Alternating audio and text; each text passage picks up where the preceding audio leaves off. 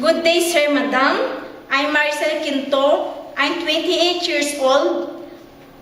I'm married. I am one child. I'm graduate Bachelor of Industrial Education. Since I'm a mother, I know how to take care of children, and I know how to do household, such as washing, cleaning the house. Hi, Miss Maricel. How are you right now? Sir, ma'am, I'm fine. So what do you think are the right attitude and characteristics of a good domestic helper? I'm kind, honest, responsible, and hardworking. So can you tell us how to take care of the children?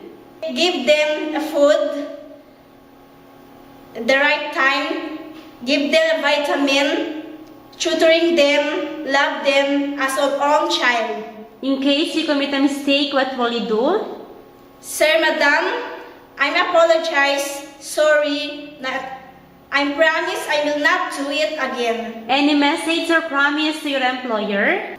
Sir, madam, please do hire me because I really did this job to earn money for my future family and my child.